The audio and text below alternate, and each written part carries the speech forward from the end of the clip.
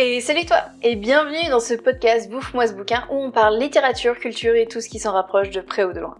Alors on continue notre tournée autour du thème de l'inspiration et avant de voir les meilleures techniques pour dégommer le syndrome de la page blanche ou encore celui du milieu, j'avais envie de te parler un peu de plagiat. Bon, en vrai, c'est un tweetos qui m'a posé la question où s'arrête l'inspiration et où commence en fait le plagiat et j'ai adoré l'idée. Parce que c'est une question que je me pose énormément depuis pas mal de temps. Et en fait, depuis que je suis chroniqueuse et que je trouve qu'il m'arrive un peu trop souvent de penser « mais pas mal l'idée, tiens, je ferais bien un roman ou... » En lisant un service presse, très vite, en devenant chroniqueuse, je me suis questionnée sur ces inspirations qui me survenaient en lisant les autres en fait. C'est plus ou moins de notoriété publique, mais je suis clairement dans la team pour être écrivain, faut être lecteur. Donc forcément, je suis convaincue que lire les autres est une très bonne source d'inspiration. Et j'ai même mon petit rituel en fait avant de me lancer dans un nouveau projet, je fais une sélection de livres qui abordent le thème que je veux bosser pour mon roman et je les binge read d'un coup. Jusqu'à l'overdose d'ailleurs.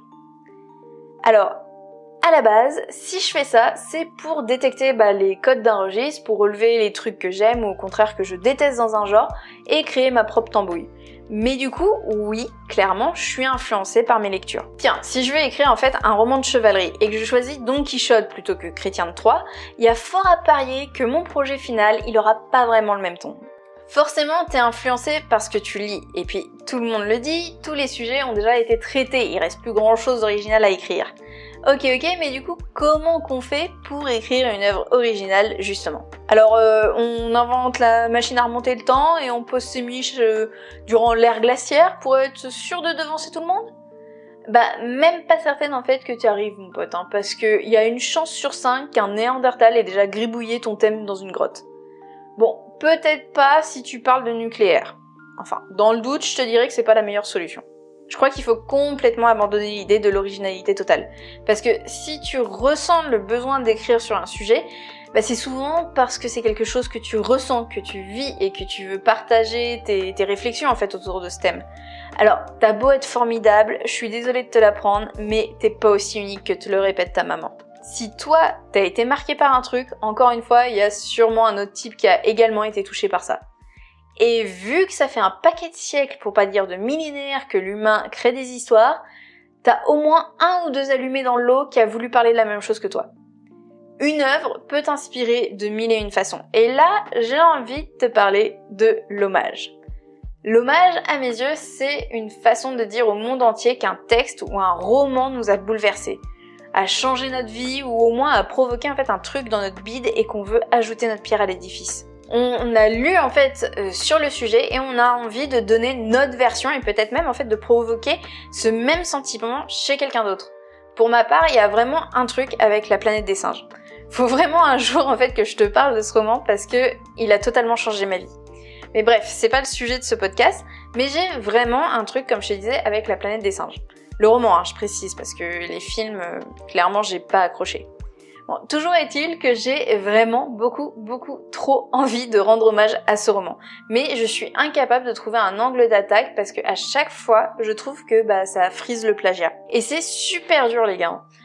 Tu reprends en fait un petit élément, tu le modifies totalement, c'est cool. Mais du coup, en le modifiant, tu perds totalement le message de base. Et finalement, ça a rien à voir avec un hommage. Un peu comme Twilight et 50 nuances de gris. Quoi? On a les références qu'on a, Et puis, à un autre moment, tu restes tellement fidèle à l'œuvre originale que là, tu te casses même pas la tête à changer le titre. Pour ceux qui suivent, oui, je fais référence à l'auteur de Jurassic Park, et si tu sais pas de quoi je parle, tu peux mater ma vidéo dessus. En fait, c'est vraiment super dur de doser. Et comme en plus, quand tu es écrivain, tu as de fortes probabilités de te taper un petit syndrome de l'imposteur des familles, laisse tomber comment tu te prends la tête pour savoir si tu as vraiment créé un truc original ou si juste t'es en train de recracher le vomi de quelqu'un d'autre. Alors, j'ai lu pas mal de romans qui étaient des hommages à tel ou tel truc, ou encore dont les références étaient ultra présentes et assumées. Et souvent, en fait, tu sens très vite quelle était l'intention de l'auteur. Très vite, tu sens s'il a voulu mettre en avant une autre œuvre et qu'il s'en est donc inspiré pour créer quelque chose à son image, avec sa propre patte, ou s'il a juste voulu en fait surfer sur le buzz d'un succès. Déjà, t'as l'élément passion en fait, le truc qui sort de ses tripes. Et je pense notamment à Distorsion de JRK en fait. Pareil, je t'ai fait une vidéo dessus, je te la mettrai. Mais là, le gars en fait, il a calé beaucoup de références. Et il y a même en fait des scènes ou des idées qui sont clairement inspirées de Stephen King. Je pense par exemple à ça ou Bazar, mais c'est assumé et puis l'auteur a une spontanéité dingue qui fait que en fait il a tout repris mais à sa façon. Et pour avoir parlé avec lui, je sais qu'il assume totalement cette inspiration. Mais il le dit bien en fait, c'est un processus viscéral qui l'a fait écrire, pas un truc intellectualisé. Et il s'est juste en fait laissé porter par ce qu'il ressentait au moment d'écrire. Et c'est peut-être ça le secret en fait. Laisser l'artistique et le spontané prendre le contrôle sur l'hommage. Et comme ça reste vraiment en fait une inspiration sans tomber dans le plagiat. Ouais, alors au final, en relisant mon script, je me dis que c'est quand même vachement de la branlette intellectuelle ce que j'ai sorti. Genre, la solution pour pas tomber dans le plagiat, c'est d'écrire avec son cœur. Merci Georgette, tu hésiteras pas la prochaine fois que t'as un conseil aussi moisi, hein. Mais je sais vraiment pas comment l'exprimer en fait autrement. Peut-être parce que même après des mois et des mois de réflexion, j'ai toujours pas retourné en fait la question dans tous les sens. Je suis pas allée jusqu'au bout. Clairement, la notion d'hommage, c'est encore très flou pour moi. Et ça se sent en fait quand j'écris ce podcast. J'ai pas encore totalement réussi à déterminer ce qui l'a caractérisé. S'inspirer d'une lecture pour commencer son roman, j'ai fini par accepter que c'était normal, voire carrément sain. Mais le but, après, c'est pas d'écrire l'histoire qu'on aurait préféré lire. C'est pas de copier une œuvre, c'est de parler en fait des émotions qu'on a ressenties pendant sa lecture. Si je reprends La planète des singes, c'est clairement en fait le livre qui m'a poussé à ne plus tuer d'insectes et à devenir végane. Alors dit comme ça, tu vois peut-être pas le rapport, mais je te jure que je suis pas la seule à avoir eu ce déclic en lisant le roman. Ça m'a permis de remettre en question tout ce que je croyais sur la hiérarchie des espèces et ça a changé ma vie. En fait, si je veux rendre un hommage à La planète des singes, faut pas que je parte de l'inspiration science-fiction, de la planète parallèle et de l'inversion des rôles entre espèces. Mais il faut que je parte des émotions que je ressens dans mon bide quand j'y pense. C'est-à-dire cette impression que tout ne tient qu'à un rien en fait. J'aurais pu naître scarabée et dans ce cas, ma vie, aux yeux de tous en fait, elle aurait valu que dalle. Pourtant, ça aurait toujours été ma vie à moi, donc en fait, elle aurait eu la même importance à mes yeux. Et là, en partant de ça, j'oublie tout l'enrobage qu'il y a autour. J'oublie la science-fiction, le space opéra. Et là seulement, je pense que je peux créer un vrai hommage. En fait, c'est ça un hommage. Tu peux prendre le même ingrédient de base, celui qui donne le caractère du bonbon, mais c'est à toi de jongler avec les ingrédients, avec le colorant, avec les formes pour créer en fait ta propre confiserie.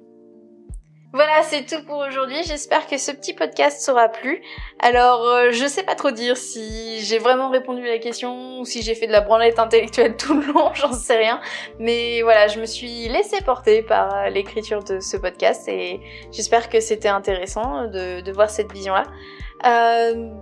Du coup, ce sera tout pour aujourd'hui. Et puis, je te dis à la semaine prochaine pour le prochain podcast. Je t'embrasse fort, c'était Mélanie.